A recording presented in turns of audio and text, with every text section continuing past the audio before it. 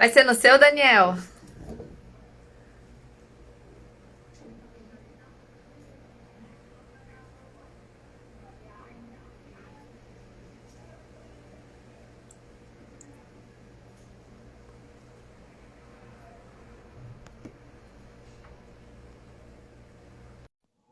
É.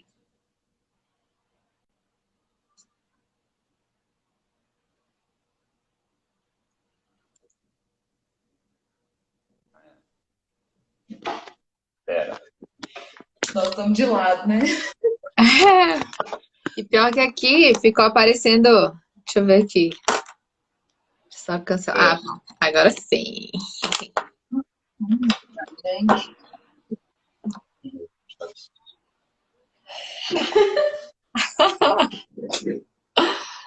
Oi, vocês!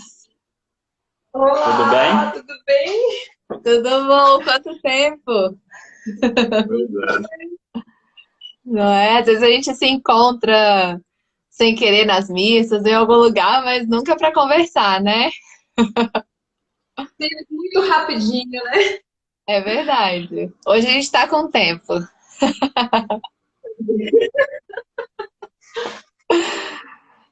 Olha, vamos esperar só. Falta um minutinho para dar 3 e a gente começa. Pode ser? Pode. Pode, Vou claro. aproveitar e pegar um extensor ali do carregador para não acabar a bateria no meio. Fechou. Povo lindo mesmo, Fabão, Fabão. Sua vez vai chegar, Fabão.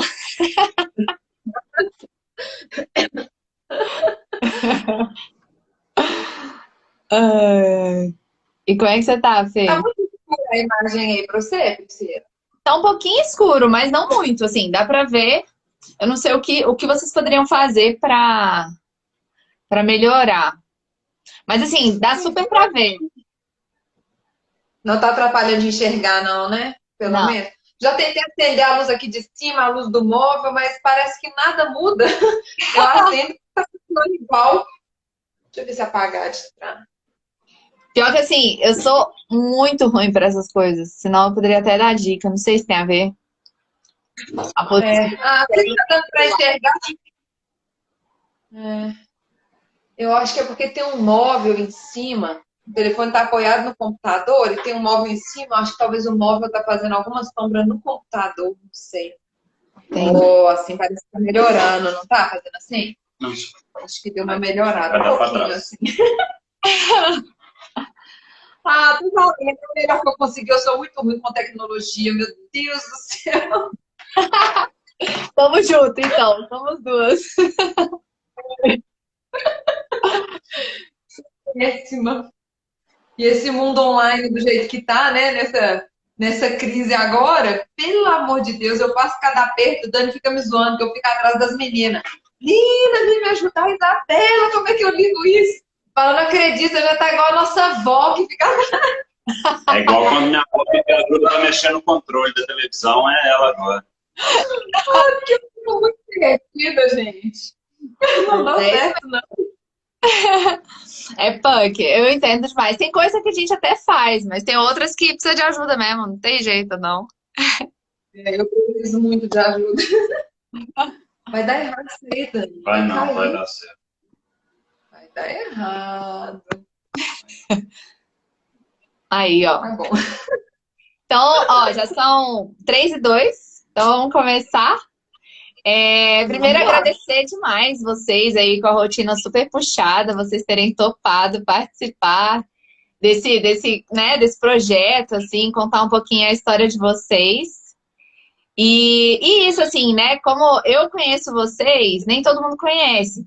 Então, a ideia é assim, vocês começam se apresentando e tal, e depois vão contando o que vocês quiserem da história de vocês, não tem pauta. É para ser bem livre mesmo, assim, e bem gostoso. Tá bom.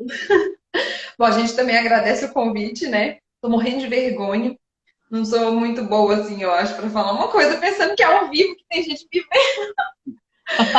Mas, assim, eu fiquei super feliz de você lembrar da gente, né? Achei o seu projeto super legal. Ainda não consegui super acompanhar, mas tudo, dei uma olhada grande, assim, achei a ideia muito bacana, muito interessante. Porque eu acho, assim, que uma das grandes problemas que acontecem assim, nos casais, eu acho que o povo idealiza as coisas, às vezes, a vida de um jeito muito romantizado, sem pensar um pouco na vida real, né? Que Sim, vem com as coisas boas, com as coisas ruins e as lutas que fazem parte, né? Assim, quando a gente resolve assumir uma relação, a gente resolveu assumir as lutas daquela relação, né? E as pessoas hoje não têm muita paciência para isso, né? Parece, as pessoas querem as coisas fáceis demais.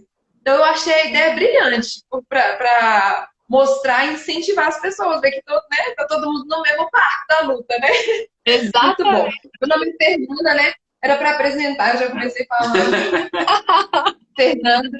Tá morrendo de vergonha, mas não para de falar, não. Não, eu falo muito, mas não quer dizer que não tem vergonha, é diferente.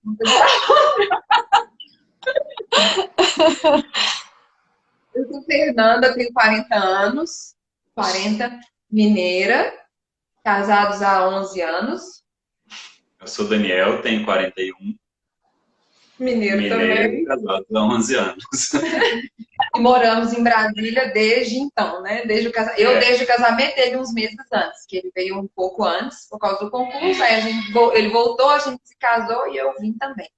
Então, esses 11 anos meus, morando sempre aqui em Brasília, longe da família, longe de todo mundo. Que Que é, legal. que é uma das coisas do casamento, né? Assim, é uma coisa importante na nossa relação isso. O quanto a gente é distante de todo mundo, né? Isso é uma das coisas que quando a gente fala assim, porque a gente mora aqui, a gente é de Belo Horizonte, só a gente que mora aqui, quase todo mundo vai falar assim, oh, faz quase uma cara de funeral, é mesmo? Porque é uma coisa que a gente assumiu e que é pesado, assim, né? No início, assim, foi uma coisa que deu muito frio na barriga. Porque quando você vai assumir casar, já é tanta diferença na vida, né? Você fala assim, nossa, vou casar daquele frio. Você fala, meu Deus, o que será que isso vai significar na hora que realmente acontecer, né? E aí, quando veio essa história da gente mudar para tão longe, foi uma coisa que deu muito frio na barriga. Mas eu falo que foi uma das melhores coisas que a gente viveu, apesar de toda a saudade que a gente tem de quem é de lá, né? Da família, dos amigos. Essa saudade está presente até hoje. Passou 11 anos, mas a gente ainda morre de saudade, sente falta daquele dia a dia. Ao mesmo tempo, eu acho que foi das melhores coisas para nós dois foi ter essa distância, assim, como a gente nunca consegue saber com a gente mesmo, se fosse de outro jeito, como seria, né? Então, Sim, assim, eu não posso dizer que foi melhor para nossa relação do que se a gente estivesse lá, porque eu não consigo fazer uma comparação, não tem como eu viver as duas coisas. Mas quando a gente conversa com as pessoas, pelas experiências que a gente escuta, eu acho que isso foi uma coisa que fortaleceu tanto, né? Na verdade, sempre é o melhor, né? Para quem acredita na providência divina, sempre é o melhor. Porque Deus vai tirar sempre o bem de tudo aquilo que acontece. Basta que a gente esteja atento com o coração em comunhão com Deus para que esse melhor seja tirado daquilo que aconteceu. E se Ele permitiu, e se a gente tomou essa decisão, é porque o melhor vai vir daí. Se a gente tivesse ficado lá, o melhor viria de lá. O melhor sim, para a gente certamente foi isso. sim. E como que começou? Você tá pensando bem, né? Como vocês se conheceram? Como é que foi lá no comecinho, assim? Então, a gente crismou junto. A gente Ah, participou da mesma crisma.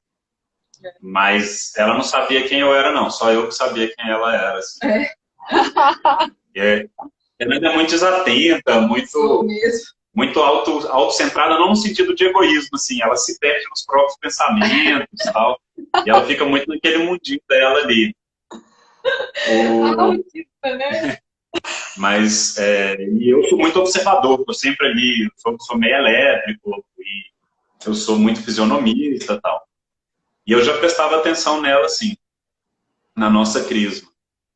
Eu tinha 16 anos, ela tinha 15, mas aí acabou que, assim, os dois ficaram, engajaram ali no caminho da igreja. A Fernanda já era de família extremamente engajada na igreja, então já era desde sempre.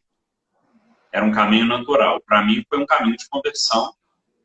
E ali eu fiquei e acabou que a gente naturalmente foi se conhecendo, assim, como mais 1 milhão de pessoas se conheciam ali dentro, né? Como qualquer grupo de jovens dentro de uma paróquia atuante. Eu, como sempre mexi com música desde pequeno, acabei montando um ministério de música. E, e aí, depois de um tempo, a gente precisou de alguém para cantar, que uma pessoa estava saindo e a Fernanda entrou nesse Ministério de Música. Então, eu tocava, ela cantava. Ai, que legal. Entendeu? Aham. Nessa época eu ainda tinha uma namorada, né, tal. Teve o Mate. Tive um filho. Ele tem um aos filho 19. de 21 anos já.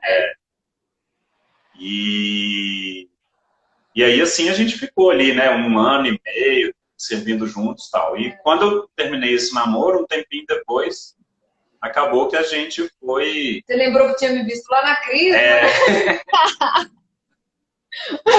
Acabou que a gente foi se encantando, assim. E a gente começou a namorar, mas foi uma coisa muito imediata, um pouquinho depois de eu ter terminado esse namoro. E era um namoro de quase 4 anos, então foi e com um filho. Então, não era uma situação simples. Sim. E acabou que a gente namorou 3 meses e terminou.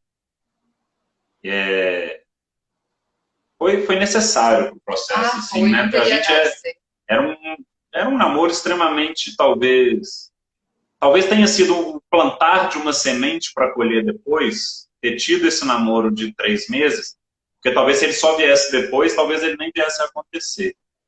Mas a forma como ele começou não era saudável que ele continuasse, né? Mas, de qualquer forma, essa sementinha foi plantada e ficou ali, tipo, martelando. E a gente continuava cantando junto. E a gente continuava se vendo pelo menos uma vez por semana. E tudo bem? Assim, tipo, vocês namoraram 3 meses, decidiram terminar. E beleza, vida segue e tal, vamos continuar aqui. Tinha dia que era beleza, tinha dia que não, mas a gente foi, né? Tinha que continuar, né? E assim, foi um processo, assim, pra mim foi um processo muito forte, porque eu precisava estar sozinho, como talvez eu nunca tivesse estado, tinha um filho. Tinha que organizar a cabeça, né? Era tudo muito doido, assim. E ao mesmo tempo, a gente ir se encontrando foi bom, porque a gente aprendeu a conviver e se respeitar dentro desse processo. E continuamos bem, a gente se dava bem. Era óbvio que tinha época que, principalmente, eu acho que para ela era mais difícil, porque o meu processo era mais meu. Dela era tipo, ela queria, mas pô, não dá, agora não dá. E aí, 1 ano depois desse término, aí, segundo ela ficava plantando, jogando as sementes ali, para ficar parecendo que eu que estava me reinteressando, mas é que ela que foi dando, ela fazia um negocinho ali, não sei o quê, ela foi jogando a isca e eu fui mordendo, entendeu? E ficava parecendo que era eu que estava me reinteressando, e ela falava que ela só jogava o anzol e saía de perto, assim. O que você fazia, Fê? Você sabe que eu nem lembro mais os detalhes, pra ser bem sincera, nem é vergonha de falar, não. É porque eu não lembro, mas a gente encontrava com constância, então acho que era assim, eu procurava estar por perto, sabe? Assim, se ia fazer alguma coisa, eu sempre procurava sempre que eu tivesse notícia de mim, vamos dizer, entendeu? Assim, não só nos momentos que a gente estava cantando junto, mas nos outros. A gente acabava tendo... A nossa turma mais íntima de amigos não era a mesma, não. Mas num grupo de jovens, assim, todo mundo se conhece. As turmas são... Acho que ali na São Francisco, onde a gente conheceu, né? Acho que é assim também. Acho que toda paróquia tem isso, né? Você tem a sua turma mais próxima, mas as turmas coexistem ali, né? Então, você sempre tem um pouco de noção, assim, da outra, o que está acontecendo ou não. E aí acabava que ela sempre promovia um cinema em casa, e a gente acabava indo, sentava perto.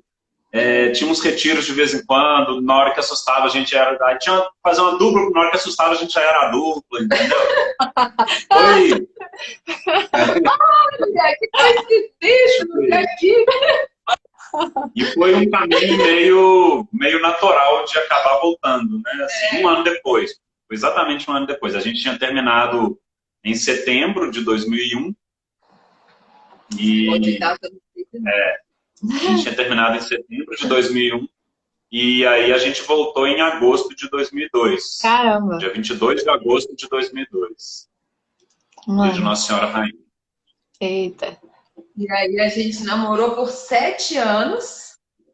Caramba! Namoramos por 7 anos e quando a gente tinha quase 5 anos de namoro, aí a gente resolveu noivar.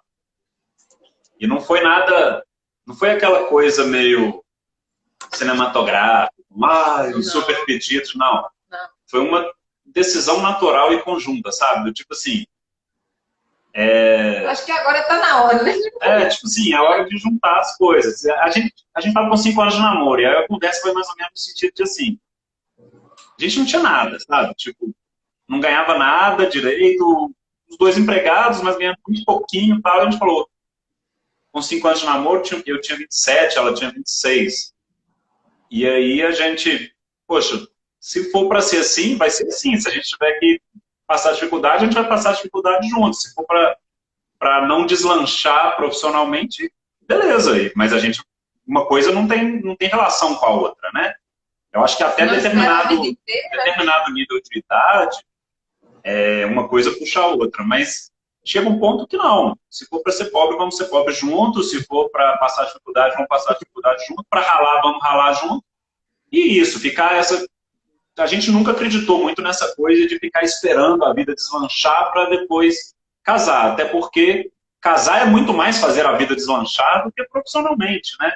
Porque a nossa verdadeira vocação, nossa vocação em Deus não é ser profissional. A nossa verdadeira vocação em Deus é ser o que a gente é chamado a ser. E isso tem muito mais relação com seja a vida celibatária, seja a vida matrimonial, seja a vida religiosa, do que com o que eu vou ser profissionalmente, seja a escolha da profissão e seja o nível financeiro e de carreira que isso vai me dar. Então faz muito mais sentido a gente casar do que a gente fazer escolhas profissionais. Eu acho até assim, teologicamente, com isso tudo, a gente deixou entender isso melhor até depois, mas a gente já tinha essa consciência. Isso era instintivo, isso não era uma coisa que... Hoje eu consigo explicar isso mais. Né? Tanto pela maturidade de vida, quanto por toda a bagagem intelectual que a gente vai juntando. Mas isso sempre foi instintivo pra gente. Várias coisas desse caminho de Deus que hoje, para mim, eu entendo e explico muito mais racionalmente, eu sempre tive instintivamente algumas dessas coisas. A gente vai vendo o carinho de Deus na escolha. Deus me pegou no meio do nada, eu nunca tinha nada de religioso quando eu era mais novo, tal, e vários dos valores que são óbvios eu sempre tive instintivamente. Sabe? E aí nessa a gente ficou ainda, mesmo com essa ideia, a gente ficou noivo 2 anos, né? Porque como a gente não tinha dinheiro nenhum, não tinha nada, não tinha perspectiva, a gente falou, não, beleza, vamos noivar, mas a gente não ficou tipo esperando, a gente já noivou e já marcou a data. Nós marcamos a data para daí a 2 anos. Isso fica muito claro. Assim, eu entendo quando você fala essa parte do aspecto profissional, é porque eu acho que às vezes a gente torna isso, que é um meio, como fim, né? E aí isso conta tudo, no final das contas. Assim como também, às vezes, o matrimônio também não é fim, o matrimônio também é meio, né?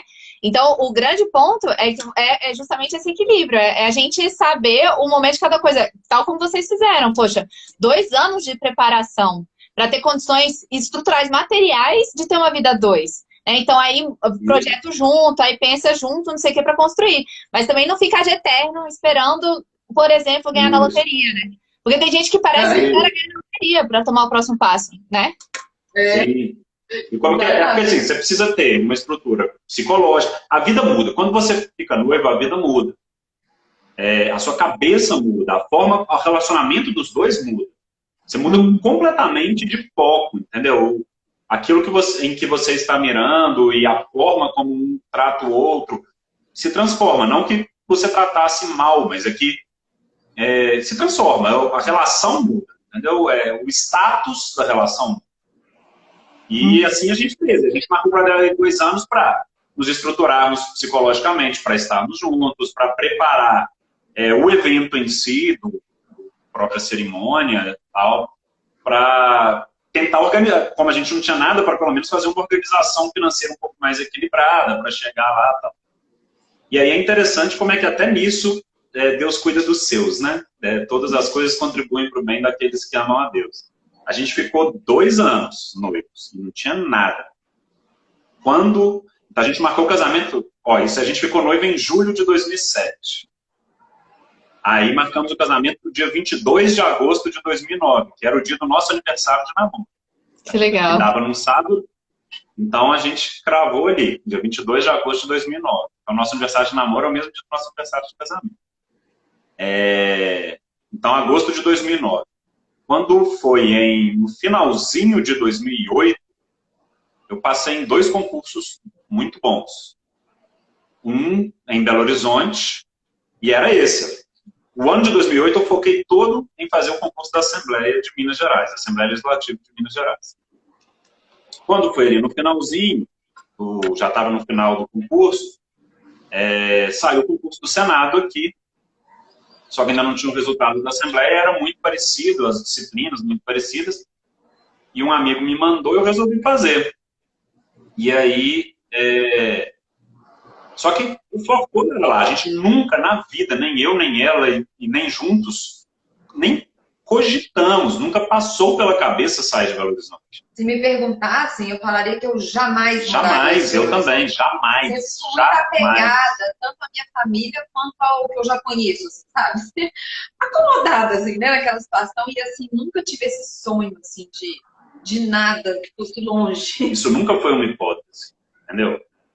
E aí, só que como eu ainda não tinha passado, aí eu fiz por desencargo, quase que eu nem fiz a prova, porque um dia antes da prova do Senado, saiu o resultado da Assembleia, e eu tinha passado.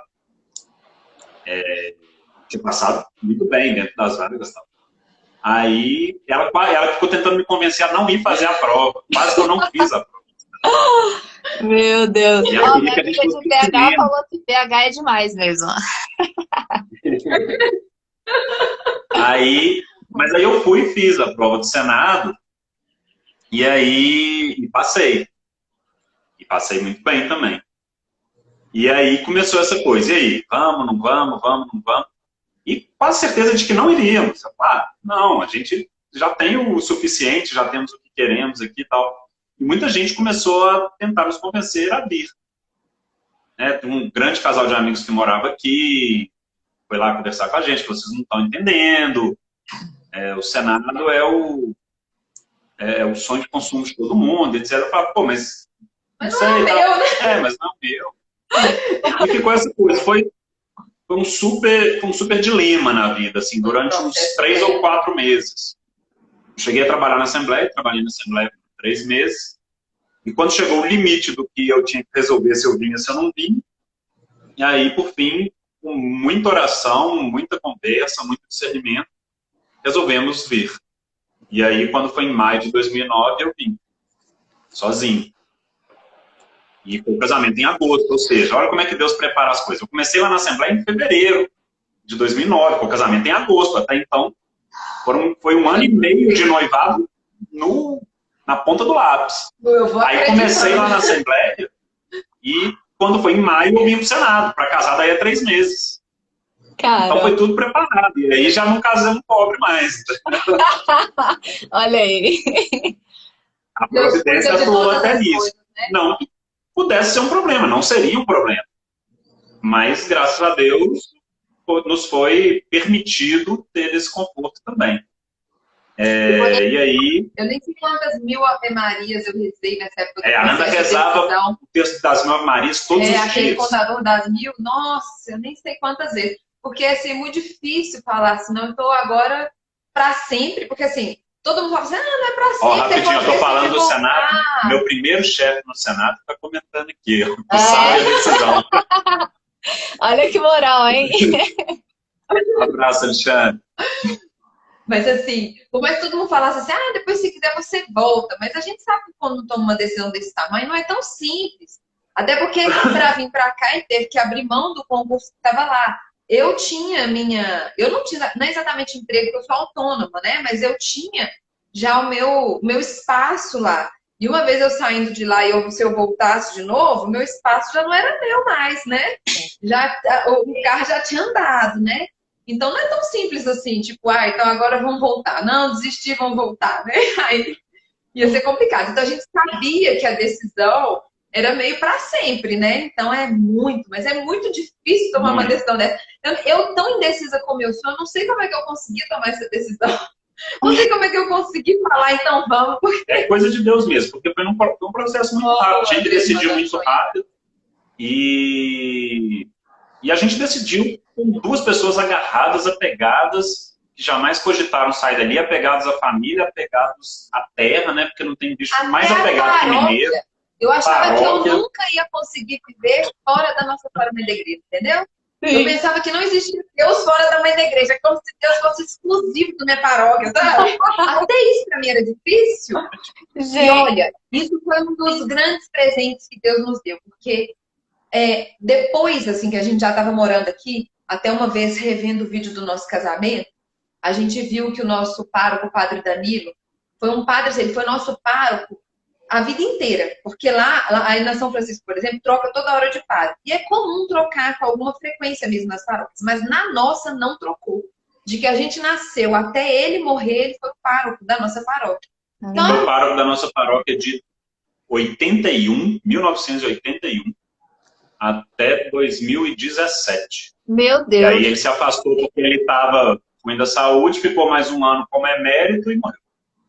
Então, assim, foi uma pessoa que participou da nossa vida quase que como um familiar mesmo. Sim. Porque acompanha, assim, batizou, fez primeiro... Sabe assim, você vai passando por cada etapa da vida. Todos os sacramentos foram com ele. Tem aquela pessoa que participa, né? Então, até isso, assim, sabe? Isso fazia a gente parecer que aquilo ali era mais casa da gente, assim, de forma muito pessoal, né? E aí, a gente... Vocês casaram lá, né? Casamos Sim. lá, foi. A gente vê no vídeo do casamento depois, é interessante, porque na hora da... Eu não lembro se foi na hora da homilia ou em alguma oração que ele fez no decorrer do casamento. Eu lembro com muita clareza assistindo depois que ele pedia muito assim, que Deus estivesse aqui esperando a gente, que o Espírito Santo chegasse primeiro e abrisse todos os caminhos e as portas para que a gente fosse recebido e se sentisse em casa aqui, já que tinha sido a nossa opção, então que aqui fosse acolhedor e não sei o que, não sei o que. E a coisa mais inacreditável é como que muito rápido a gente criou uma família em Deus aqui, sabe?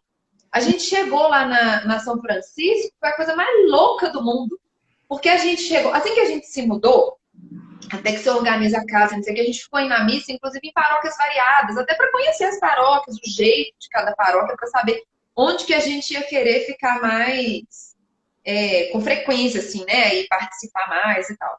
Aí a gente pegou e no dia do meu aniversário de 2009, a gente resolveu ir lá na São Francisco e falamos assim, vamos lá de tarde? Não, a gente ligou antes para saber se podia ir. Então a gente quer conversar com o Frei, porque a gente mudou para cá, só que a gente quer participar melhor da paróquia. Então a gente quer saber o que dá para fazer, como é que funciona, não sei o que e tal. A gente chegou lá, tinham entendido errado. Acharam que era aconselhamento de família. E tinham marcado com o Frei Casimiro. Quando ele começou e a gente explicou, ele... Não, isso não é comigo, não. Acharam que era aconselhamento familiar, né? Não, peraí que eu vou ver. Era o Frei Evilásio na época, que era o pároco. Peraí que eu vou ver se eu acho que ele tá ali na secretaria, não sei o que, catou ele lá. Ele, não, vem cá, vou conversar com você. E ele teve uma boa vontade, assim, que eu tenho certeza que foi o Espírito Santo, que foi tão pedido para nós, estava lá com ele naquela hora. E ele sentou com a gente, assim, numa clareza na conversa, uma abertura. Porque, assim, ele não conhecia a gente. Tudo que eu estava contando de quem eu estava falando. Podia ser até mentira. Eu podia falar que eu era uma pessoa ótima, que sempre participava na igreja, e nem ser verdade, né? Sei lá se existe alguém que mente isso, mas ele nunca tinha me visto na vida, entendeu? E ele, na mesma hora, falou assim, não, na música? Não, tá bom. Então, aí já ligou, acho que era a Ângela, a coordenadora, já mandou uma mensagem, ligou, sei lá, não sei como é que era na comunicação, de WhatsApp ainda não, né? Não sei se era a Ângela, eu não sei com quem que passou com a Ângela. Não estou lembrando. Foi com a Diana. Eu sei que ele já pegou e Diana, o Duda tá que me zoa aí. Já ligou pra alguém. Abraço. Fernanda falou que, não citou nomes o Duda, mas falou que um dos dois não mudou nada e o outro tá com cabelinho branco e tal. É isso. Obrigada pela gentileza, porque eu tô aqui, eu só vejo as rugas dos meus cabelos brancos. Mas assim, eu tô aprendendo o prudez, né? Porque não tem jeito, né, gente? Envelheci, o tempo passou. Eu ando conseguindo ficar um pouco mais, assim, feliz com as minhas rugas. Mas estão aí. Mas obrigada, viu, Duda, pela gentileza.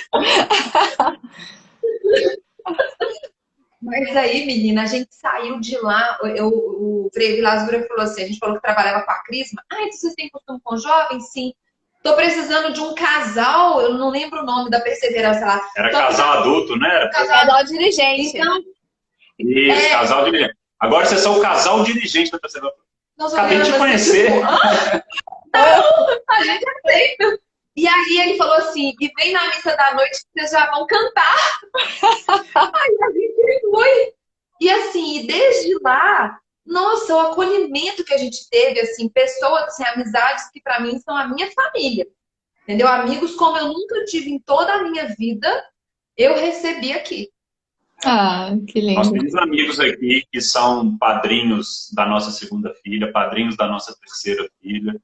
E todos foram feitos ali, nesse primeiro momento, lá na São Francisco. Somos padrinhos. Somos padrinhos da Bia agora, do Fabão e da Leslie também.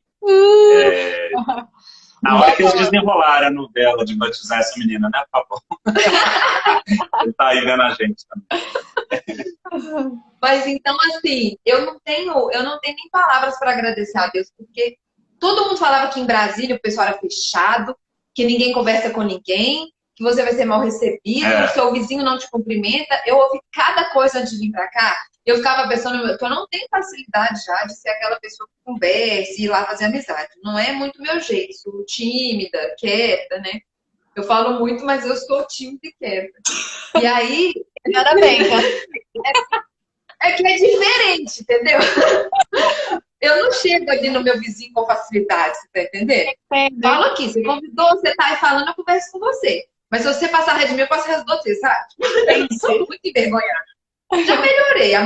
Os cabelos brancos e as rugas trazem também uma maturidade, que hoje eu sou bem melhor do que quando eu cheguei aqui. Mas assim, pintar Brasília como, tipo, você vai ser sozinha, porque lá ninguém faz amizade.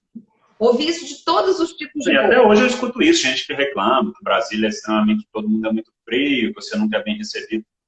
E assim, o nível de acolhimento que a gente teve, como as pessoas na São Francisco pegaram a gente, nos carregaram no colo, como se a gente fosse amigos de infância. Vê você aí, Priscila, agora, depois de tanto tempo, sabe, lembrando da gente, sempre com um sorriso, uma alegria. É verdade, é nos detalhes, sabe? Tipo assim, a gente... É como se a São Francisco fizesse parte da nossa vida num tempo muito maior do que realmente fez. Porque depois, logo a gente mudou aqui para Águas Claras, a nossa paróquia que a gente participa hoje é aqui. Mas a São Francisco ficou de uma forma muito forte. As pessoas lá lembram muito da gente. A gente lembra muito de todo mundo. É engraçado, a gente ficou 3 anos. Porque foi Deus, entendeu? Não 3 tem outra anos. explicação. Na verdade, foi 2 anos e meio que a gente ficou na São Francisco.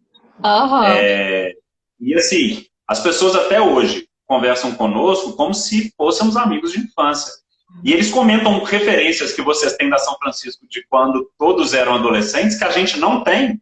E eles assustam quando a gente fala, não sei, como assim não sabe? A gente fala, eu fiquei só 2 anos e meio na São Francisco, eu cheguei lá, eu tinha 29 anos. Cheguei lá, eu tinha 29 anos, e um tanto de menino de 20 me chamando de tio.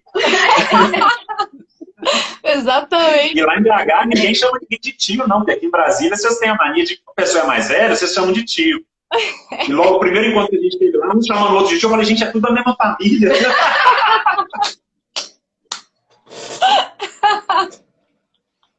Teve uma reunião da música. Teve uma reunião da música que o Andrezinho chegou para Rosana, mãe da Helena, do Francisco e da Manu. Acho que a Manu estava até aí agora. Aí o André chegou, não sei o quê. Ah, ei tia, tá boa, não sei o quê. Falei, aí depois no outro dia eu falei, porque sua tia? Ele, que tia? Você conhece minha tia? Mas nem tem tia aqui. Eu falei, como não? Da música, Rosana. Ah, não é minha tia não. Eu falei, não é sua tia, chamando de tia. A gente custou a entender que todo mundo era tio. Em BH, isso é assim, bizarro pra gente. A gente falava... a única coisa que eu já tinha visto de referência disso era aquela propaganda da Suquita, da menina que chama o cara de tio no elevador. Fora isso, eu nunca tinha ouvido esse tipo de tratamento, entendeu? Aqui tem que ser que pra gente é tão natural que a gente nem para pra explicar, né? Mas... hoje eu já entendi.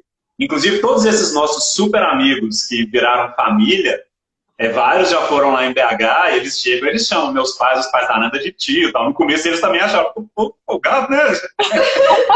Mas mas hoje a gente também já entende e tal. Normal, todo mundo é tio. É. Mas, então foi muito impressionante isso, assim. E como que isso dá fruto até hoje. 2 anos e meio lá, e o que a nossa referência de família aqui é São Francisco, entendeu? Nós temos amigos de almoço de domingo, de todo domingo almoçar ainda, entendeu? De frequentar a casa, amigos que, principalmente nesse começo, o tanto que eles abraçaram a gente, então a gente passava Dia das Mães com eles, porque senão a gente ia passar só a gente. A gente passava Páscoa com eles, entendeu? A gente só não passou Natal e Ano Novo, porque Natal e Ano Novo a gente sempre estava em BH. Mas o resto, toda e qualquer data, eles botaram a gente para dentro de casa. Que legal. Sempre, assim, entendeu? Muito bom. Mas, assim, não é pouquinho, não. O que continua, tipo, encontrando todo final de semana é pouquinho. Porque a vida vai ficando amontoada. Porque é o natural da vida para todos. Sim. Mas é muita gente mesmo, assim, que ficou uma amizade para a vida inteira nesse tempinho, entendeu? Você vê, tá aí o Duda comentando, o Duda Diano, o Fabão e a Leslie. E mais uma rica de gente, entendeu? Nem fica falando nome. Se eu começar a falar nome, vai dar ruim, porque é muita gente que é amigo para a vida inteira, entendeu? É a nossa grande referência. E como que a gente vê nisso o carinho de Deus? E aí, um tempinho depois, quando deu 3 anos de Asa Norte, a gente mudou para Águas Claras. Mas aí, eu acho que foi logo no começo que veio a Nina, não é? Como é que foi? A gente tinha 6 meses. A gente tinha 6 meses de casado. Uhum. Aí a gente engravidou da Nina. Foi muita alegria, assim. É outra coisa que muda muito a vida da gente, né? Nossa, essa história de quando chega um filho, era a coisa que a gente mais queria na vida, assim. Eu falo que a coisa que eu mais sonhei em toda a minha vida era formar minha família. Eu nunca tive um sonho profissional, por exemplo. Nunca mesmo. Eu tenho uma profissão porque é meio natural da vida, assim, né? A gente cresce, aí você forma na escola, você necessariamente faz um vestibular e assim vai a vida, né? Mas eu nunca tive um sonho profissional. Eu sempre sonhei, assim, que dia que eu ia casar e ter meus filhos, sabe? Assim, isso na minha cabeça era o que era recorrente, sabe? A vida inteira eu sonhei com a hora que eu ia formar minha família. Então, pra gente foi, assim, a alegria mais plena do mundo, assim, sabe? A chegada da Nina. A maioria das pessoas achava assim, nossa, você já vai... Tão rápido, não engravidou tão rápido, nem aproveitou direito. Mas eu acho que não tem aproveitamento melhor, sabe? Assim, a vida da gente concretiza nessa hora, né? E a gente aqui, ainda distante, assim, concretizou até, assim, a família, o aconchego, o ter o nosso canto, né? O fato de chegar a Nina. E, assim, quando chega um filho, tem as turbulências também. O primeiro filho chega, pondo a gente pra sacudir, né? Teve essa parte, claro. E quando a Nina tinha 1 ano, já veio a Isabela. Então, assim... Então, outra maravilha, assim, não tem como agradecer a Deus de ter feito dessa forma. Deus sabe de todas as coisas, né? Mas é aquilo que tira a gente do nosso lugar. Hoje, depois que a gente já... Quer dizer, tem muita coisa para eu sair do meu lugar ainda, né? Quem me dera já ter realmente conseguido dar toda a sacudida que Deus gostaria de mim. Eu ainda não consegui, mas muito eu já caminhei, né? A Nina já tem 10 anos. O tempo passa, né? Meu Deus. Já tá uma mocinha, né? Sim. Deve ter muito tempo que você não vê ela, né, Priscila? Muito. Falou agora até a sua. Acho que a última vez que eu te encontrei, eu tava sozinha, não me lembro de estar com ela, né? Então, assim, já é uma mocinha. Então, quando eu olho pra trás, assim, e vejo quem eu era quando ela nasceu, às vezes tem coisa que eu tenho até vergonha, sabe? Que eu falo, gente, não é possível que eu era assim. Porque, assim, das coisas... Todo mundo fala das dificuldades de quando chega um filho. Isso é um fato, né? Assim, todo mundo que a gente conversa tem as suas dificuldades. Para ninguém é a coisa mais simples, por diversos motivos. Mas eu acho que o motivo mais forte é o nosso egoísmo. Quase tudo centra no como a gente é egoísta. Porque dói demais você perder o domínio da sua vida, assim, né? Você perder o domínio do que você faz na hora que você quer fazer e até de dormir, sabe? De tudo, assim, né? O bebê chega para sacudir aquela família e falar, não é você que manda, né? E aí a gente vai crescendo, com a graça de Deus, né? A gente vai melhorando. Então, quando eu olho lá para trás, na época que ela nasce, eu falo, não acredito que eu pensava assim, porque também Deus nos dá a graça de mudar, né? Sim. A gente sempre pode mudar. né? Então, assim, cada uma que foi chegando aqui, assim, como a gente muda depois de cada um, né? É A uma coisa decisão muito incrível. de ir para Águas Claras foi por causa das meninas? Foi para ter uma casa maior? Foi para quê, assim? Que vocês decidiram ir para lá? A gente morava lá na Asa Norte, a gente alugava um apartamento. Aí, quando a Nina tava pequenininha, foi na época que eu descobri a gravidez da Isabela Foi tudo também, junto. tudo ao mesmo tempo. A moça pediu o apartamento de volta, que ela ia voltar a morar em Brasília. Aí, na verdade, deu na gente um desespero. Eu falei, ai, Dani, agora. E aí, logo a gente descobriu a gravidez, e tipo assim, poxa, ficar nessa de repente, a gente arruma tudo, aí a pessoa pede o apartamento, não sei o quê. E aí a gente resolveu que a gente queria tentar comprar o nosso, e para isso foi necessário vir para Águas Claras, entendeu? Era Entendi. mais viável comprar aqui. Aham. Como a gente não tem. A gente tinha o vínculo da São Francisco, mas para a gente que não tem família também, é mais fácil tomar esse tipo de decisão. Eu vejo nos amigos que estão daqui que às vezes tem mais dificuldade de mudar para um lugar um pouco mais longe, porque Tanto já que tem as na época que a referências da gente família. veio, vários dos amigos da São Francisco moravam aqui. Tinham vindo para cá depois de casado. Uhum. Vários mesmo, né? O Rafa e a Carlinha moravam aqui, o Vitor e a Helena moravam aqui, O cara, o Carlos e a Aline moravam aqui, o Juninho e Cassinha, todo mundo morava aqui. Ah, Só que todo mundo sempre lutando, passou um tempinho a Maria e o Guto vieram, mas agora o Duda e a Diana também estão aqui, mas passou um tempinho, sempre todos fazendo aquela força para voltar para a Asa Norte. Só que aham. para a gente isso não era uma necessidade real, a gente não tinha família e tal. oh, meu pai. É, colocou que delícia. E Aham. não, sim, o Duda está falando, a gente está lá ainda. O Duda e a Diana estão aqui ainda, o Vitor e a Helena estão aqui ainda, O mas resto, todo mundo o já resto foi todo embora mundo daqui. voltou. Todo mundo voltou para a Asa Norte. A Que gente eu me já- lembre, né? Posso também estar fazendo alguma injustiça. A gente até acabou de se mudar novamente, mas aqui mesmo, porque agora a gente já gosta desse canto de casa, sabe? A gente acostumou com o jeito que Águas Claras vive, a gente adora. Hoje eu não tenho a menor Hoje eu não vontade de volto sair pro plano, não. Ah, é? 1000 vezes, 1000 vezes. A gente gosta demais. E não tem esse apego, não tem mais. Isso. Minha mãe e meu pai estão tão longe que não faz diferença. Se eu tô no plano, eu tô aqui, né? Então, aí pra gente é mais tranquilo, né? Ficar por aqui Eu mesmo. gosto bem mais do jeito. É diferente, porque Brasília é muito diferente, né? O plano piloto é muito diferente do resto do mundo, assim. Então, acaba que a gente acha mais aconchegante o lugar que parece mais com a nossa referência. Então, a gente gostou muito daqui. Já temos uma paróquia para chamar de nossa, agora que Não, né? Então pronto, a gente tá com a vida resolvida. Isso aí, muito bom. E aqui a gente ficou, né? E assim seguiu. Mas quando a gente veio para cá e perdeu a São Francisco, a gente perdeu um pouquinho dessa referência também de paróquia, de serviço, e acabou que a gente foi esfriando um bocado também isso, né? Nos caminhos de A gente Deus. ficava assim. tentando ir para São Francisco, era longe demais. Juntou várias coisas. A gente, lá em BH, a gente sempre teve essa referência muito forte, igual a Nando falou, paroquial. E a gente sentia essa necessidade. E como aqui a gente criou essa referência na São Francisco, a gente ficava querendo para São Francisco. Só que cada vez que tinha que entrar no carro e andar 40 minutos, ficava muito difícil. Aí começamos a ir na missa aqui, mas fomos largando o serviço. Ao mesmo tempo, 2 crianças pequenas, né? Quando a gente mudou para cá, a Fernanda estava grávida da Isabela. Nina tinha 1 ano e meio. Quando a Isabela nasceu, Nina tinha 1 ano e 10. Isabela já nasceu. E nisso entra uma rotina louca. E assim a gente foi ficando, né? Assim, acabou acomodando nesse conjunto de coisas. De estar muito longe da São Francisco, não ter a referência exata aqui, 2 crianças muito pequenas, dando muito trabalho.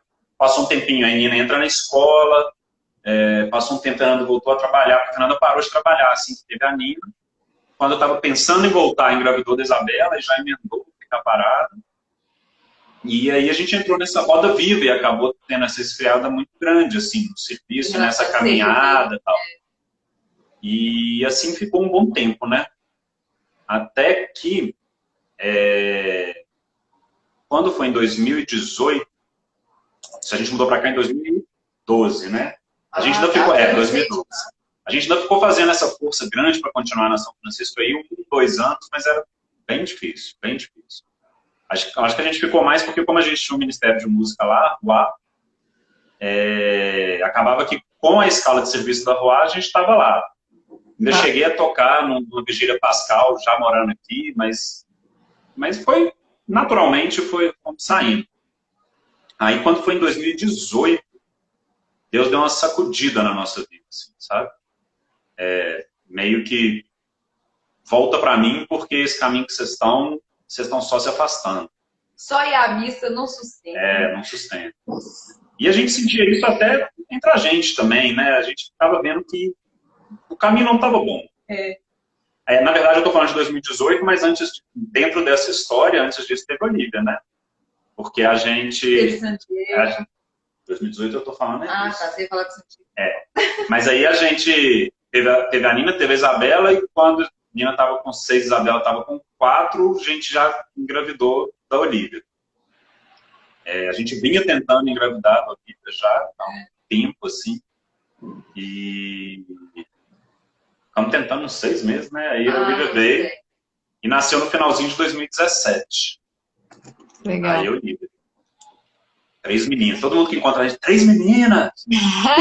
Maravilhoso. De rosa aí atrás. Sabe que o zelador do prédio que a gente morava antes, quando eu estava grávida da Olivia, ele chegou e falou assim, nossa, que ótimo, vem aí, né, mais um bebê. É menino? Eu falei, não, menino. Aí ele fez uma cara assim, bom, se Deus quiser vai ter muita saúde, né?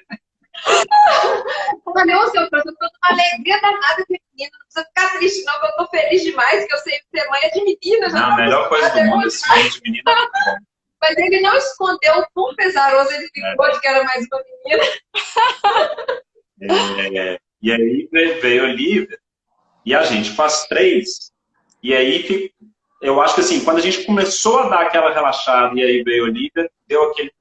Aí a Fernanda parou de trabalhar de novo, mas a gente meio perdido, assim, sabe? Tipo, e aí, pra onde? Eu tive uma depressão, quando a Fernanda estava grávida da Olivia, forte, assim, e a gente todo meio perdido, para onde que a gente está... E aí a pergunta que se fazia era, para onde a gente está indo? Para onde a gente está caminhando? Era a sua pergunta, porque você estava deprimida.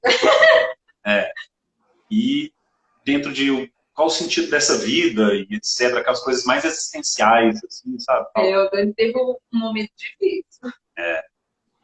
Isso foi de 2017 para 2018.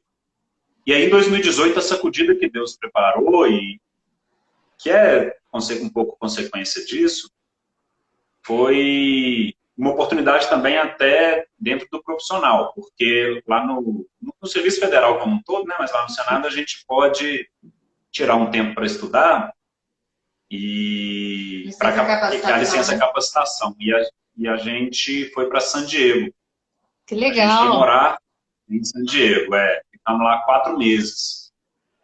E isso transformou nossa vida, entendeu? Caramba. O convívio intenso familiar, a qualidade de vida que isso nos trouxe, novamente foi Deus plantando suas sementes muito forte. Hoje, inclusive, o evangelho é do germe de trigo que cai na terra, que ele tem que morrer para si mesmo para florescer, né? E foi um pouco isso que aconteceu ali, do tipo assim, o que você está buscando? Você tá, né? Porque a sensação que eu tinha é que a gente não estava caminhando para frente, que a gente não estava evoluindo, mas o recado que Deus nos deu com toda essa experiência ali em San Diego foi que eu não evoluía, porque o que adianta você evoluir se você está mirando na coisa errada? Né? É pior. Se você evoluir na direção errada, você está se afastando da direção certa. Então, e, tipo assim, foi uma série de sementes que foram plantadas em San Diego. Hoje a gente eu acho que ainda tem sementes, ainda tem frutos para colher dessas sementes que ali foram plantadas em 2018, sabe? Mas o fato é que a gente voltou com ânimo renovado, entendendo o que era para ser buscado, talvez ainda não entendendo plenamente, mas com uma coisa lá no fundo do coração, querendo buscar a coisa certa, fazendo uma proposta pela qualidade de vida em família, uma proposta pela família, que a verdadeira vocação nossa é a família, né? Na verdade, tudo que Deus nos propõe, como você falou aí agora mesmo, o próprio casamento é um meio, a profissão é um meio. Na verdade, tudo é um meio. Essa vida é um meio. Na hora que você fica buscando sentido nela, você vai se perder. Porque ela não faz sentido em si. Ela não faz o menor sentido em si. Na verdade, até dentro da área, eu estou fazendo uma pós-graduação agora em educação clássica, e aí eu fico com esses pensamentos filosóficos. Porque vem matéria de antropologia filosófica, filosofia especulativa e tal. O troço é pesado. Mas, na verdade, absolutamente nada faz sentido em si mesmo. Porque qualquer coisa que fizer sentido em si mesmo, ela é autossuficiente. Nada é autossuficiente. A não ser uma única coisa no mundo que você só consegue explicar pela metafísica, que é Deus. Sim. Sem Deus, nada faz sentido. Porque toda coisa, para fazer sentido, ela precisa buscar esse sentido fora dela mesma. Porque senão ela é um universo inteiro e completo. E nada é um universo inteiro e completo a não ser Deus. Qualquer outra coisa, ela se relaciona. E para ela se relacionar com o de fora, ela tem que ter a sua causa fora de si e a sua finalidade fora de si. Então, se você buscar a causa da vida na própria vida, já deu ruim, entendeu? Sim. A vida não tem causa em si mesma. Eu e a Fernanda, nós não somos causa das nossas vidas. Somos. Mas nós somos uma causa imediata. Mas a causa primeira das nossas vidas não somos nós, porque a gente faz parte da vida. Então, nós não somos causa de vida. A causa de vida é Deus. E nós não podemos colocar a finalidade dentro da vida, dentro da própria vida. Dentro das pequenas coisas. Você pensar, por que eu estou estudando? Para saber mais. Por que eu quero saber mais? Para arrumar um emprego. Por que você quer arrumar um emprego? Eu quero arrumar um emprego para ganhar dinheiro. Por que você quer ganhar dinheiro? Para poder me sustentar. Para que você quer se sustentar? Você consegue levar as perguntas para sempre. O final de todas as perguntas sempre é Deus. E olha só, o que eu acho melhor é que tudo isso que ele está contando, esse um processo muito forte que ele deu, e para mim isso é muito importante, porque foi a resposta de muitos anos de oração minha por ele, sabe? Porque, assim, eu conheci o Dani na igreja e, assim, uma pessoa que amava a Deus e tudo, senão nem teria sido meu marido. Porque, assim, é uma coisa que a gente, né, fazia parte da minha proposta de vida, né? Assim, seria difícil, né, me relacionar se não fosse assim. Mas eu sabia o quanto mais ele poderia dar para Deus, sabe? Eu sempre soube que ele era uma pessoa de muito potencial nas coisas, muita dedicação, e assim, e eu rezava incessantemente para que essa coisa desesperada acontecesse, sabe? E como quase tudo, assim, na vida, esses dias ele estava me falando isso até sobre outra pessoa, mas Deus precisa jogar a gente no chão para então levantar. Isso acaba sendo necessário muitas vezes, né? E assim, não teria tido outro jeito se ele não tivesse tido a depressão, eu acho, porque o fato dele entrar ter tido a depressão, e foi rápida. Deus foi muito bom, foi ruim. É muito ruim, assim, né? É uma doença chata, difícil, mas que foi muito rápida. Deus permitiu que, assim, em muito poucos meses, tudo tivesse totalmente resolvido, sabe? Então, assim, Deus foi misericordioso nisso, porque também um processo longo teria sido muito difícil, talvez, para a família, né? Mas Deus precisou disso para sacudir o Daniel e para que ele pudesse dar tudo o que ele tem com essa garra e com essa força, sabe? Assim, acho importante falar isso, porque para mim é muita satisfação, porque eu rezei demais, eram anos e anos. Não, e é muito legal, ô, Fernanda, falar isso, porque assim, nem todo casal consegue passar ileso de um processo de depressão, né? Por exemplo. Então, assim, é complicado, porque não tem como medir, né, as consequências, porque de fato é uma doença, é uma coisa que custa para tudo, para todo mundo, principalmente para quem sofre a doença, né? Então, que bom que isso trouxe mais, né? Superabundância de graça, né? Então, foi uma coisa muito boa que veio no final das contas e trouxe, de fato, com certeza, né, essa resposta de oração, assim, e trouxe essa convicção, essa convicção de fé, né? Então fica cada vez mais ardente, assim, né, eu acho. Não, e na verdade foi aí, dentro desse processo, aí a gente vai para San Diego, aí volta e quer mudar um pouquinho e ver novas coisas.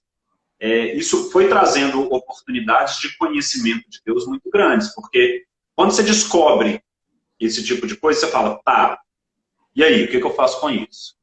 Porque, nós estamos falando de 2018, eu estou na igreja desde 96, tinha 18 anos de igreja. Tem 18 anos de igreja, e aí, o que eu faço com isso? Entendeu? E aí o que você descobre é que seus 18 anos de igreja, você está na água mais rasa de todas ainda. Entendeu? Você não foi para as águas profundas. E aí é um novo processo de conversão. E esse processo de conversão ele foi extremamente arrebatador para mim. Ele aconteceu durante todo... Porque a gente foi para San Diego e voltou no finalzinho já de 2018. Então, durante todo o ano de 2019, um processo de reconversão muito arrebatador, muito forte. Eu sempre fui extremamente racional, extremamente questionador. E isso sempre foi um freio para mim. Na minha caminhada, no meu relacionamento com Deus e, consequentemente, em todos os meus outros relacionamentos, até comigo mesmo. E aí, algumas chaves de leitura da própria fé foram sendo abertas com isso, sabe? A Nanda citou aqui que a gente estava até conversando essa semana, essa questão de Deus nos jogar no chão para nos fazer renascer. Isso foi uma aula que eu estava ouvindo esses dias. A gente está trabalhando, a gente trabalha na catequese da nossa paróquia, a Nanda dá catequese na fase de Eucaristia, mas eu dou catequese para adulto. Que legal. Eu acho muito mais legal que a gente vai numas pancadas dessas, assim, o nível fica profundo. E aí eu estava fazendo um curso sobre catequese de adultos, um curso do padre Paulo Ricardo sobre catequese de adultos. E ele vai destrinchando muito minuciosamente todo o credo, e quando ele vai falar do Espírito Santo, ele fala da graça. E aí ele fala do processo de conversão que Deus nos obriga a passar. E ele fala que, invariavelmente, existem aquelas pessoas que foram criadas dentro da fé, e para elas o processo é muito mais natural. Mas ele fala que para as pessoas que precisam de um processo de conversão na violência, né, na violência de Deus, que invariavelmente Deus faz duas coisas. Ele te joga no chão e ele te apresenta a doutrina, ele te dá a oportunidade de conhecer mais a doutrina. E aí ele ainda cita o exemplo de Santo Inácio. Santo Inácio, um monstro de um santo, Santo Inácio Loyola, um monstro de um santo que, se não fosse ter se arrebentado do cavalo, ter ficado praticamente inválido, que isso foi o jogar ele no chão, que tirou ele do exército, que ele sempre quis, é o sonho dele, isso era a vida dele. E aí, quando ele está ali inválido, numa cama, ele sempre gostou também de ler histórias de cavaleiros, mas no lugar onde ele ficou não tinham livros de cavaleiros, só tinham livros de igreja. Tá aí, jogou no chão, tá aqui sua oportunidade de conhecer. O terceiro ponto é, o que você vai fazer com isso? Os dois primeiros pontos dependem de Deus, o terceiro é com você. Sim. E foi isso que aconteceu. Deus me jogou no chão, me desmontou, me desconstruiu, eu estava completamente desconstruído, não sabia nem quem eu mesmo era. E aí a gente vai para San Diego, tem esse plantio dessa semente, quando volta em 2019, começou a aparecer 1000 oportunidades de leitura, de cursos, de viagem, e tipo assim, eu participei disso a vida inteira. Só que agora foi diferente. Você estava diferente. Sim, exatamente. A abertura era outra. E aí, todos os questionamentos que eu já tive, todas as traves que eu colocava, todas as reservas de fé que eu fazia para mim mesmo, uma tacada caiu igual um castelo de carta. Na hora que caiu igual um castelo de carta, esse castelo de carta estava sustentando um véu. Caiu o véu. E a verdade se revelou por completo aos meus olhos. Tipo, a sensação que dá é tipo assim, porra, mas como se alguém falasse, mas você sempre ouviu isso, você sempre soube disso. Eu falei, mas agora eu sei. Mas agora eu sei mesmo. E olha, entendeu? E o casamento, um pouco é isso, é lutar pelo céu do outro, né? Sim. Então, eu acho que a história tem a ver, né? Assim, tô querendo só fazer esse parênteses que a gente combinou de falar com ela, sobre... Mas é porque... Mas é porque isso é totalmente parte, entende? Sim, porque total. se a gente não lutar pelo céu do outro, se a gente não lutar por Deus no outro, a gente não fez nada do que Deus esperava da gente, né? Pelo outro e pelos filhos, claro, né? Mas o nosso cônjuge é aquela estrutura junto com a gente. Se a gente não luta pelo céu do nosso cônjuge, a gente não consegue chegar no céu dos nossos filhos. É necessário, né, que a gente seja ali aquele alicerce para as crianças, em Deus, né? Porque, na verdade, eu queria passar porque precisou passar por esse processo para a gente entender o real sentido de tudo na vida, inclusive do casamento. Porque o casamento também não faz o menor sentido nele. Aí entra a doutrina de Fulton Sheen, né, cara? Eu já li o livro, a Nanda está lendo agora, é fenomenal. Acho que não existe melhor recomendação literária para casais do que esse livro do Fulton Sheen. Chama 3 para Casar. 3 para casar? 3 para Casar. É fenomenal. A ideia básica do livro é a seguinte: o amor é uma relação a 3. E não somos nós. Começa o seguinte: o amor é uma relação a 3 porque Deus são 3. Deus é 1, mas Deus são 3. Deus é o amante, Deus Pai. Deus é o amado, Deus Filho.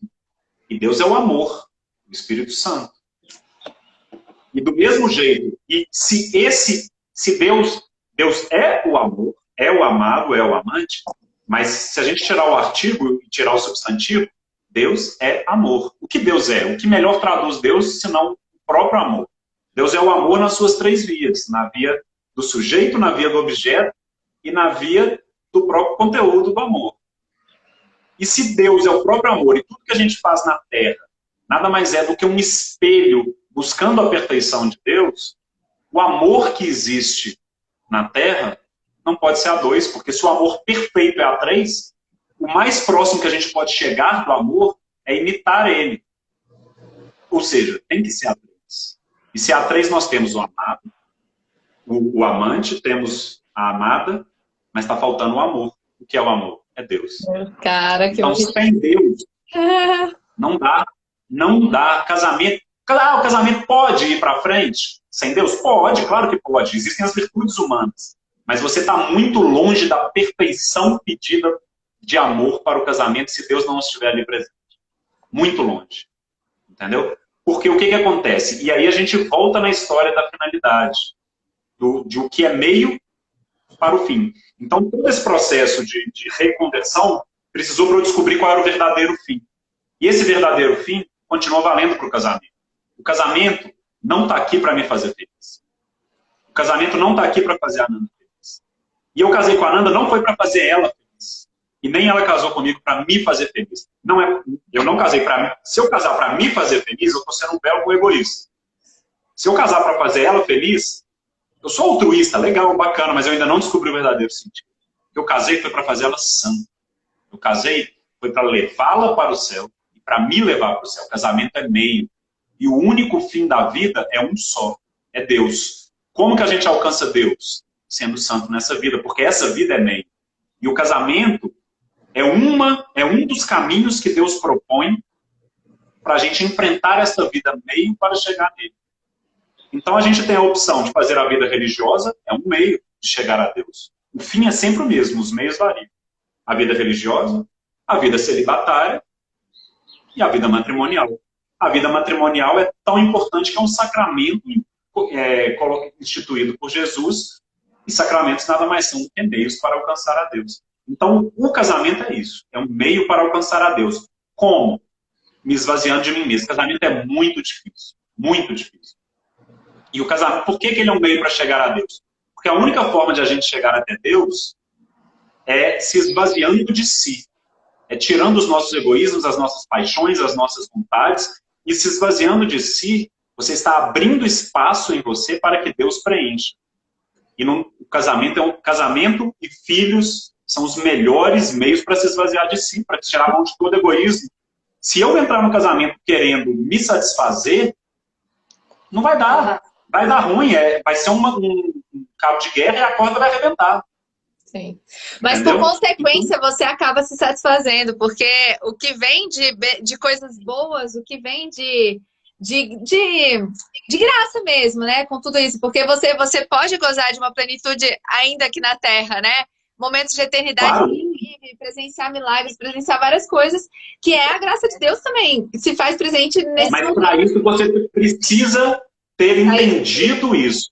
Uma vez que você entende isso e vive para isso, seus olhos já não estão mais aqui na Terra. Você já tem a virtude da esperança e seus olhos estão no céu. Total. Aí, a partir disso, você antecipa a felicidade do céu. de forma ainda imperfeita, porque você ainda não está lá gozando da presença de Na Deus. verdade, a felicidade é muito plena nessa situação. Falo por mim, né? Meu coração é muito feliz, eu sou muito feliz. Todos esses processos, com tudo o que a gente falou, não existiu nenhum desses momentos, desde lá do primeiro dia do meu casamento, em que eu não tenha me sentido feliz. Mas duas coisas acontecem. Primeiro, não poetizar a felicidade, que as pessoas pensam que tudo que acontece é sinal de não ser feliz. Não, não tem nada disso. A gente é feliz nas tribulações, a gente é Uma feliz. coisa sentimental, né? Não pode ser sentimental, né? Isso, a gente não pode ser sentimental, é exatamente isso. Então, assim, a felicidade, eu dizer que eu sou 100% feliz, não significa que eu não tenho nenhum problema e que não tenha passado por nenhuma história difícil, né? E sou 100% feliz durante todo o meu casamento. Não existiu nenhum momento em que eu não fosse 100% feliz. E a segunda coisa é que quanto mais a gente consegue, isso é um processo que é para sempre, até morrer, né? Assim, a gente não vai chegar no final dele, mas a cada passo que a gente dá nesse processo, e quanto mais você vive de verdade essa tentativa de luta do céu pelo outro, mais feliz a gente fica na luta, na dificuldade, entende? Porque a plenitude de Deus, quanto mais Deus entra, não é que repetindo, né? Não é que tem menos problema nem menos tribulação, mas mais feliz e mais leve o coração da gente fica. Pelo contrário, na verdade, parece que aparece mais tribulação, né? Porque, na verdade, uma vez que você está abrindo espaço para que Deus haja, e você está esvaziando um pouquinho de você, Deus não te violenta, né? Ele te violenta à medida que você deixa ser violentado por ele. Mas ele não chuta a porta. Então, à medida que você vai abrindo um pouquinho, ele vai entrando mais e mais. Só que, à medida que você dá espaço, ele precisa tirar coisas que são mais arraigadas ali no fundo. E aí precisa de processos com mais tribulações, porque é a tribulação que vai te moldando. São as mortificações, sejam elas voluntárias ou involuntárias, que vão cavando, né? Que vão tirando aquelas coisas que estão ali no fundo. Parece um câncer, né? Uhum. Você tem que pegar e fazer a raspagem daquilo que ainda te resta. Para poder ser preenchido com o que é saudável. Porque nós somos insalubres, né? Por nossa natureza exclusivamente humana, nós somos insalubres. Então é preciso raspar as paixões, os desejos humanos. E a gente falou que essa questão da felicidade são dois grandes enganos, né, que o mundo nos traz, achar que felicidade, romantizar a felicidade e o amor. Felicidade e amor, eles não são românticos, eles não são, sequer são sentimentos. Felicidade e amor são decisões. Né? Você decide ser feliz. E você decide amar. E o povo, e os próprios conceitos de o que é felicidade, o que é amor, são deturpados pelo mundo materialista de hoje. O povo acha que felicidade é material, que felicidade é ter... Felicidade é alegria. Isso é diferente. Porque alegria você se sente, às vezes, alegre, às vezes triste. Você não deixa de ser feliz, né? O mundo de hoje prega muito que felicidade é conforto, né? Felicidade é o poder chegar num domingo, deitar no sofá, felicidade é eu experimentar uma comida boa, felicidade é eu conviver com as pessoas bem. Não. Felicidade é a certeza do céu. Felicidade é a certeza de Deus. Entendeu? Nada dessas outras coisas são felicidades. Todas essas coisas são consolos passageiros extremamente fugazes. E são desvio de fogo. Porque, voltando lá no começo, tiram do seu olho qual é a verdadeira finalidade dessa vida. Não são coisas erradas, né? Nada errado e nada é ruim. Porque, na verdade, a maioria das coisas que te afastam de Deus, em si mesmas, elas não são ruins. Elas são boas porque elas foram proporcionadas por Deus como meios. O problema é que a gente deturpa e cresce a importância delas na vida. E muitas vezes a gente transforma elas em fins em si mesmas. O grande problema do erro e até mesmo do pecado é que a gente pega as coisas boas, mas que eram para ser limitadas, e a gente faz delas coisas desordenadas. A gente cresce a importância delas na vida de uma forma gigantesca.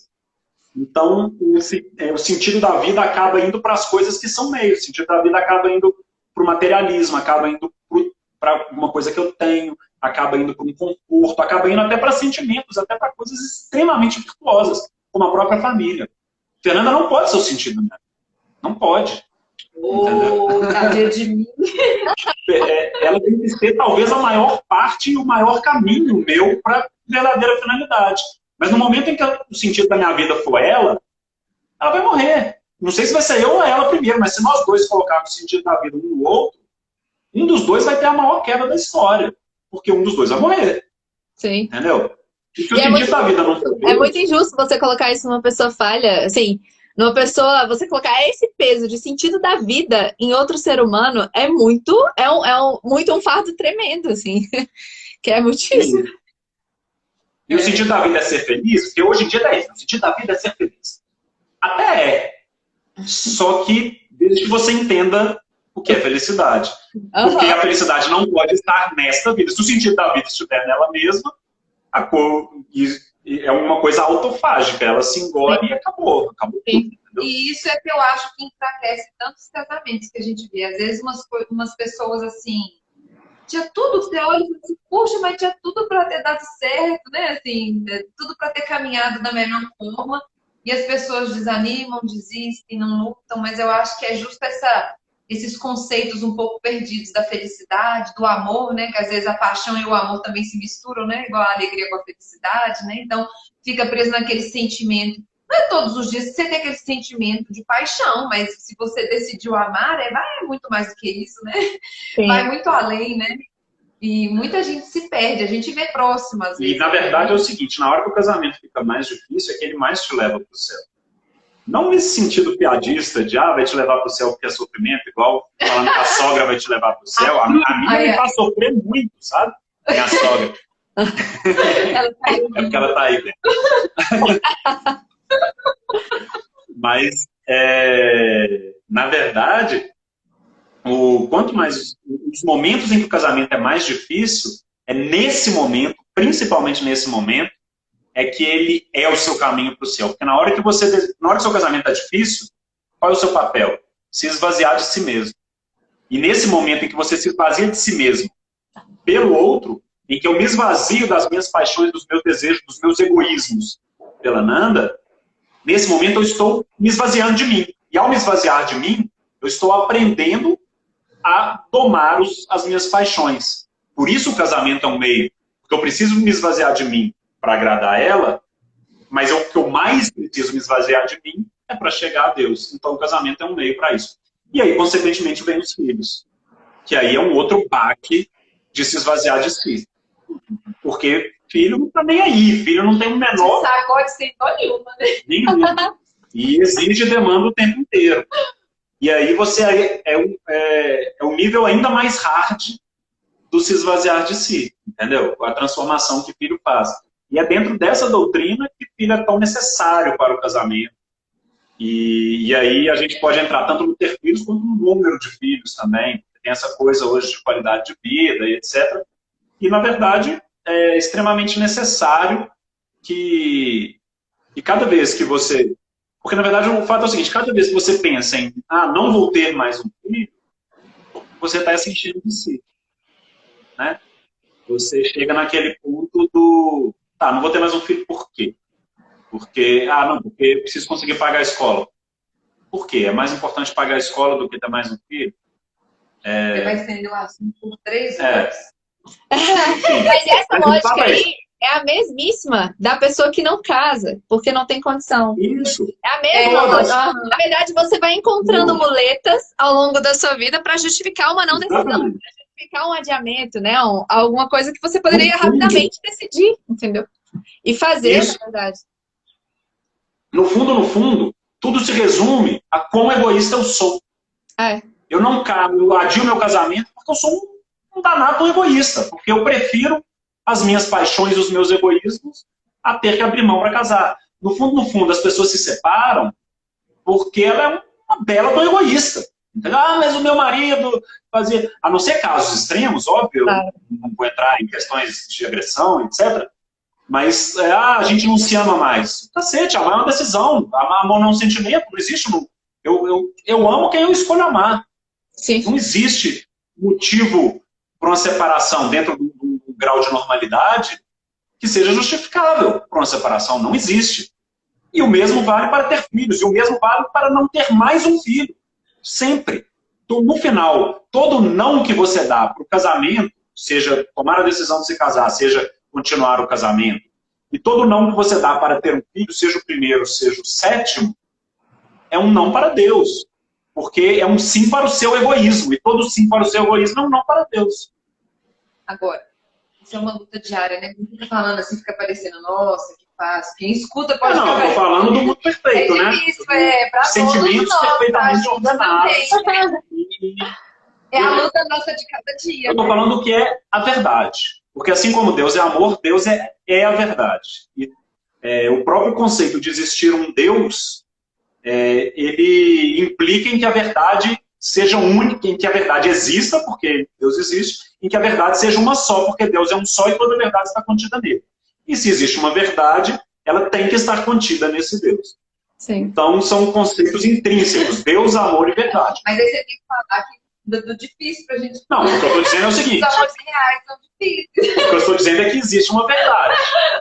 E o amor real, se você é honesto consigo e com esse amor, você tem que buscar a Deus. Sim, sim. É fácil? Não, E difícil pra caramba. O conhecimento ele é fundamental para ter a busca, né? É isso. Mas se você quer buscar alguma coisa, você tem que conhecer aquilo que você está buscando. Sim. Todo esse processo nosso que a gente viveu foi um processo de conhecimento. E a gente buscava se autoconhecer sem conhecer a verdade.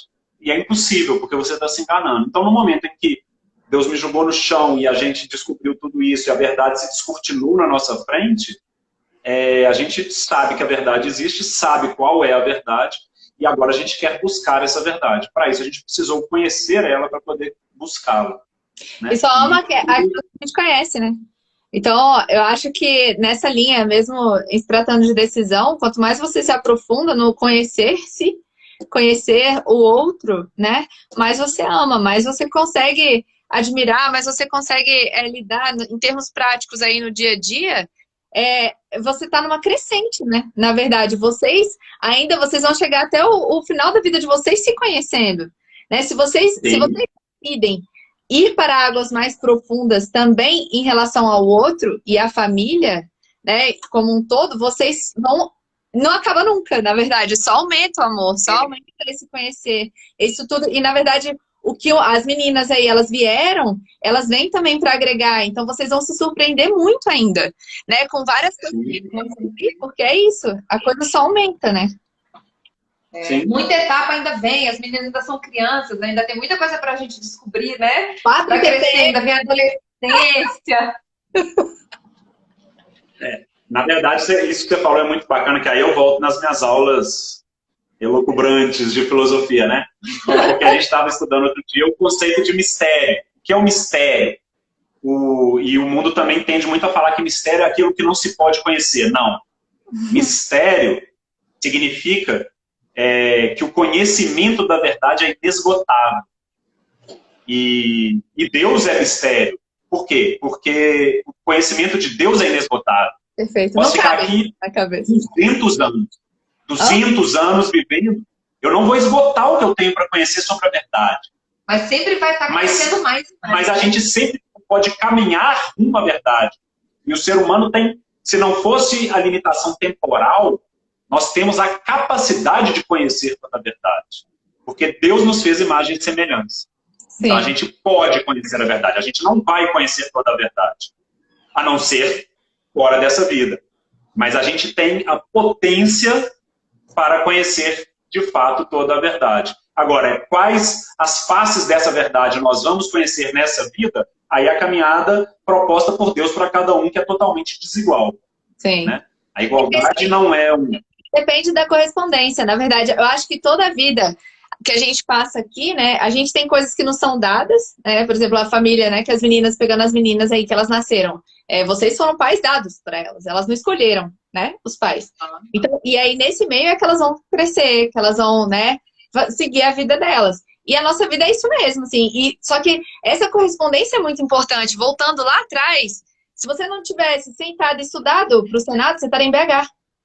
Se você não tiver, né? Assim, a gente acha, às vezes, a gente corre o risco tem que tomar muito cuidado com isso, de achar que Deus é que resolve tudo. Só que ele conta com a gente, com a nossa correspondência. Porque se a gente não faz, o bicho pega. Então a gente tem que, claro, ter o pé muito fincado no chão, né? Muito pautado no nosso, onde a gente está hoje, né? Para justamente ter essa correspondência e buscar cada vez a verdade, na retidão de intenção, né? Assim, que aí a gente vai conseguindo crescer nesse sentido, mas sempre com essa certeza de que a gente não está sozinho, né? Que a gente está muito bem amparado, né? Sim. E, na verdade, a gente tem que fazer tudo aquilo que nos cabe. Deus nos deu a missão de fazer tudo o que nos cabe. E nós temos que ser fiéis a essa missão. Não é um comodismo de Deus está lá e seja o que Deus quiser. Não, pelo contrário. Nós temos uma responsabilidade muito grande de fazer tudo o que nos cabe. O que a gente joga nas mãos de Deus é aquilo que não nos cabe. Exato. Aquilo que sai do nosso domínio. E aí entra a providência divina, aí entra todas as coisas contribuem para o bem daqueles que amam a Deus, né? E a vida de oração, por exemplo, que a Fernanda falou, assim, toda aquela oração perseverante, tudo aquilo que foi feito, o abandono em Deus, né? Assim, eu vou até aqui, que é isso. E o resto, Senhor, tá aí, ó, tamo aí, cola, ajuda e tal. E na hora certa a coisa flui, né? Exatamente. Mas toda decisão que nos cabe, a gente tem que tomar. A gente resolveu casar, a decisão foi nossa. Deus não me obrigou, nem me obrigaria. Se eu dissesse não, a gente não estaria casado. Exato. Mudar pra cá, a gente que resolveu. A gente quase não veio, quase decidiu não vir. E se a gente não viesse, não tinha vindo. E talvez, assim, as maravilhas, eu creio que o fundamental e o realmente importante, Deus faria na nossa vida de qualquer forma, né? Quando a gente se entrega, independente da situação que a gente optou, Deus vai fazer a obra, né? Se a gente der espaço, vai acontecer. Mas a situação física, a situação concreta do dia a dia seria totalmente outra. Ele não ia me trazer obrigado aqui para Brasília. E assim vai em todas as decisões, desde as pequenas até as grandes que a gente faz, né? Sim. Ai, gente, que delícia. Ó, o pessoal comentou aqui bastante, sabe? A Tanira comentou, a Leslie que estavam falando das dificuldades, né? Como ouro forjado no fogo. A Juliana, que é minha amiga de lá também, de BH, ela falou que a maior tempestade é a calmaria, né? Que é importante passar pelas turbulências para chegar ao porto certo. Então, tudo isso que foi dito, o José precisou sair, ele gostou muito de ouvir. Fala para ele, Daniel, que fica disponível depois, tá? Se ele quiser assistir o Finalmente que ele perdeu. É o Alexandre, né? E assim vamos, né? Eu acho que é muito gostoso conversar sobre esses assuntos que é justamente muita ânsia do nosso coração, né? Muitas vezes. Às vezes a gente não consegue dar nome, às vezes, para as coisas, para as nossas sedes, né? E quando a gente começa a dar, a gente não quer parar nunca, né? Então, assim, ô Ju, eu não sei o que é MDI. Mãe da igreja. É a nossa igreja lá. Ah, pronto. Então vocês estão em casa. A Ju é uma querida. A gente se conheceu na Terra Santa. A gente foi. Aí a gente viajou de galera ano passado. E assim, família total, assim. Muito massa. Essa que legal. É natural mesmo. Tem coisa que não explica. A gente fala, é isso mesmo, vamos nessa. A gente já tá fora de lá há muito tempo. Eu, pelo menos, não lembro dela. Mas se ela tá lá, talvez ela conheça os pais da Nanda, né? O Ricardo e a Thalia. Pronto. Não sei falando de nome, a gente não conhece, talvez a gente até saiba. Talvez até saiba quem é, porque eu vi aqui o nome Juba, não sei o quê. É Juliana Cunha. Depois eu mando a foto dela pra Fernanda. Tá bom. Enfim, a questão é essa, é você falar os sims para Deus, e tudo isso são sims para Deus, né? E Deus sacudiu nossa vida por completo com esse movimento. Aí depois disso teve toda essa descoberta. Toda essa descoberta, e aí a gente foi. A gente foi se aprendendo a dar os sims para todos os chamados, né? Hoje as meninas estão em homeschooling também, dentro dessa mesma toada, desse mesmo chamado. A Nanda resolveu parar de trabalhar para ficar mais por conta das meninas. Acabamos de trocar de apartamento dentro do mesmo. Para organizar a vida assim. Aí para isso, um apartamento maior, para organizar a vida para o homeschooling, para elas terem mais espaço aqui, terem um prédio com muita estrutura, para receber os nossos familiares, a gente vai. Isso, esvaziar de si mesmo, falar não para as suas paixões e falar e dar consecutivos sims para Deus. É isso. Porque quando você entende que o objetivo da vida é Deus e Ele é a resposta para tudo e é o fim de tudo, o resto é consequência. É isso aí. É isso aí, maravilhosos, maravilhosos. Ó, a Ju falou que ela crismou em Santana, mas ela serve na igreja desde 2013, então faz Pois um tempo. é, a gente já estava sabe fora. que ela conhece. Santana é uma paróquia, que ficou uma paróquia irmã da mãe da igreja, mas esse intercâmbio começou mais ou menos na época que a gente saiu de lá e veio para cá.